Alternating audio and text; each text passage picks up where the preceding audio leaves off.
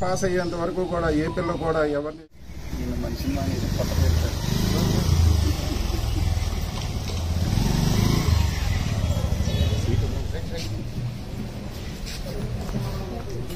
ఎనిమిదో తరగతి చదివే పిల్లే వేరే వాళ్ళతో వెళ్ళిపోతుందని, లేదా ఒక ఆటో డ్రైవర్ ఆటోలో మన స్కూల్కి పంపించి ఎంతో నమ్మకంగా పంపిస్తే అంటే చిన్నపిల్లల మీద జరిగే లైంగిక నేరాలకి శిక్షించే చట్టం.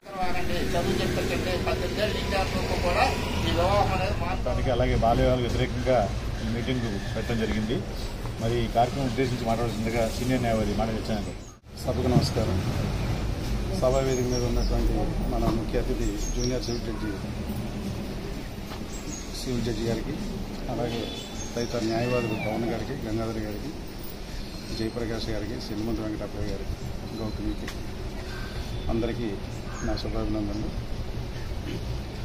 ఈరోజు టాపిక్ వచ్చి బాల్య వివాహాలు నిషేధం మీద ప్రజలకు అవగాహన కల్పించారు. అంటే బాల్య వివాహాలు అంటే ఏంటంటే ఆడపిల్లకి 18 సంవత్సరాలు నిండాలి, మగపిల్లాడికి 21 సంవత్సరం నిండితేనే వాళ్ళకి వివాహానికి అర్హులైన వయసు అని గవర్నమెంట్ నిర్ణయించింది. కానీ గతంలో కానీ మన చిన్నతనంలో కానీ చూసినట్టయితే 13 సంవత్సరాల పిల్లలకి, 10 సంవత్సరాల పిల్లలకు కూడా 30 సంవత్సరాల వయసు ఉన్న వాళ్ళతో, లేదా ఇంకా చిన్న పిల్లల్ని 13 సంవత్సరాల పిల్లలకు 15 సంవత్సరాల వాళ్ళతో వయసుతో వివాహాలు జరిపించేవాడు. అది చట్టరూపం దాల్చిన తర్వాత దానివల్ల అనేకమైనటువంటి ఈ సమస్యలు తలెత్తిన తర్వాత దానికి చట్టరూపం దాల్చాక ఈ బాల్య వివాహాల నిషేధ చట్టం అనే దాన్ని తీసుకొచ్చారు.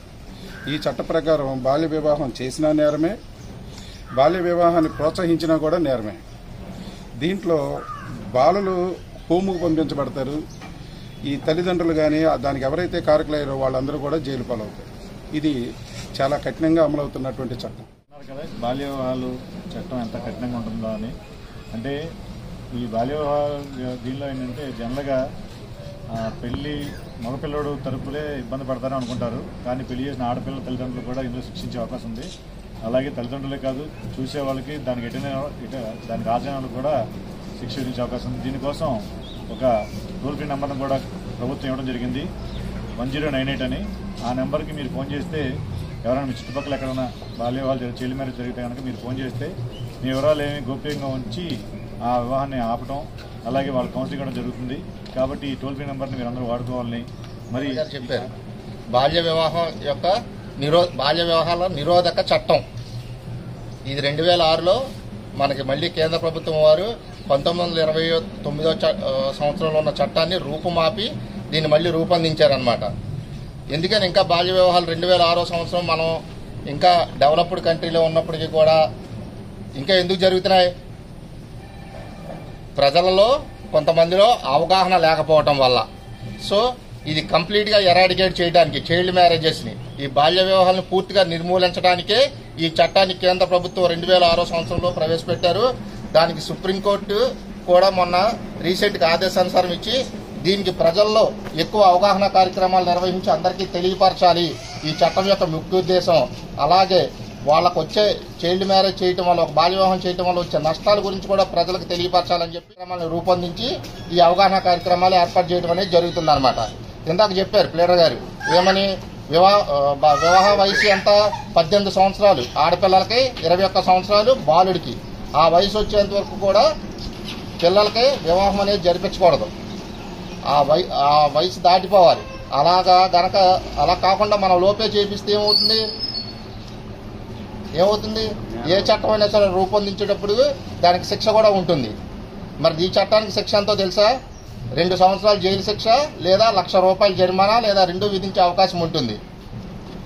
కాబట్టి ఇందాకన్నట్టు ఈ జరిపించిన వాళ్ళే కాదు, ఆ పెళ్లిని ప్రోత్సహించిన వాళ్ళు కూడా నేరస్తులు అవుతారు ఇందుట్లో. అందువల్ల బాల్య వివాహాలు ఎక్కడన్నా సరే మీ దృష్టికి వస్తే గనక వాటిల్ని సంబంధిత అధికారులకి చెప్పడం, లేకపోతే ఆ సంబంధిత పోలీస్ స్టేషన్లో ఉన్న రిపోర్ట్ ఇవ్వగలిగితే గనక మనం నిరోధించిన వాళ్ళు అవుతాం. మన సమాజం బాగుపడుతుంది.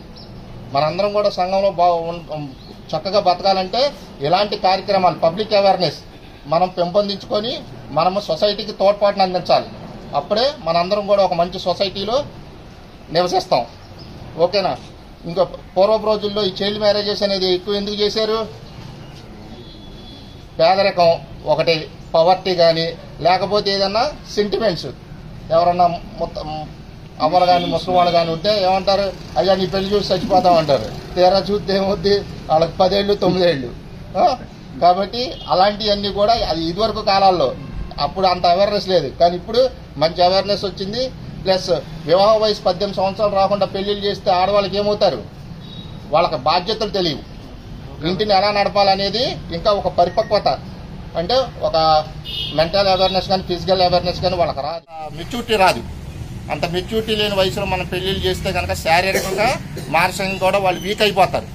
వీక్ అయిపోయినప్పుడు డిసీజెస్గా అవి కూడా వస్తాం, వాళ్ళకి తొందరగా ఎర్లీ ఏజెస్లో ప్రెగ్నెన్సీస్ రావటం, వాళ్ళు చాలా డొమెస్టిక్ వర్క్స్ని చేయలేకపోవటం, ఇవన్నీ ఇబ్బందులు ఉంటాయి.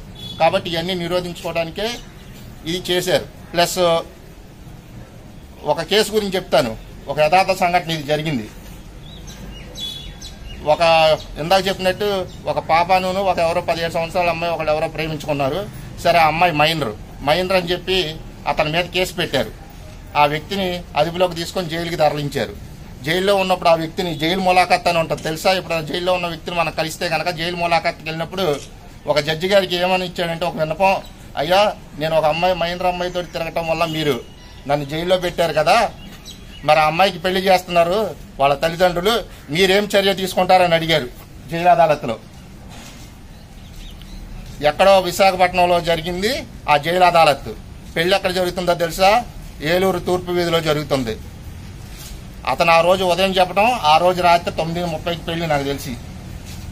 సంబంధిత అధికారులందరినీ పోలీసు వ్యవస్థను అందరినీ కనిపిస్తే రాత్రి 8:45 కరెక్ట్గా పెళ్లి మండపానికి తీసుకెళ్లే క్షణాల్లో అధికారులందరూ వెళ్ళి పెళ్లి ఆపారు. ఈ పెళ్లి ఆపడం వల్ల ఏమైంది, వాళ్ళ మీద కేసు పెడతాం జరిగింది తల్లిదండ్రులు అందరికి కూడా. మరి మైనర్ని ఒప్పుకున్నారు కదా, తల్లిదండ్రులే కేసు పెట్టారు. మరి వాళ్ళ వివాహాన్ని ప్రోత్సహించారు, జరిపిస్తానికి చూశారు ఆ అమ్మాయికి. అలాగే అటుపక్కన వాళ్ళకి మరి ఇలా పెళ్లి అయిపోతే ఏమవుతుంది, ప్రతి ఒక్కళ్ళు కూడా పరువు పోయిందని ఫీల్ అవుతారు కదా. ఈ సందర్భంగా మనందరం చిన్న ప్రతిజ్ఞ చేద్దాం.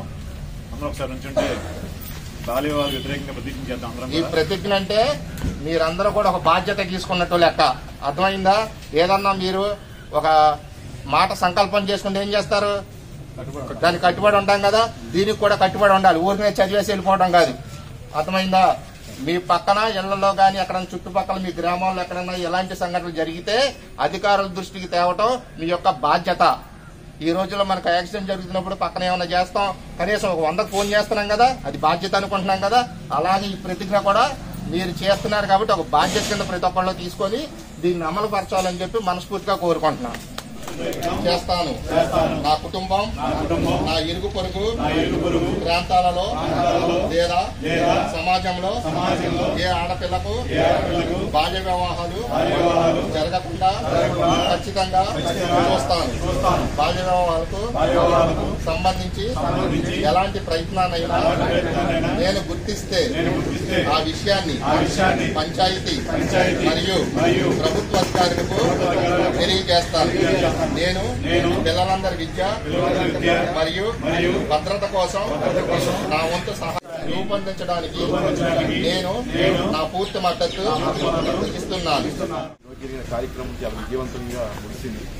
అలాగే మన అమూల్యమైన సందేశం ఇచ్చిన మన జడ్జి గారికి మన చుట్టూ ఉన్న పరిసరాల్లో జరిగేదానికి మీరు బాధ్యతగా తీసుకుని ఈ బాల్య వివాహాలు నిరోధిస్తారని సమ్మతిస్తూ ఈ సభలో పాల్గొన్న అందరికీ ధన్యవాదాలు.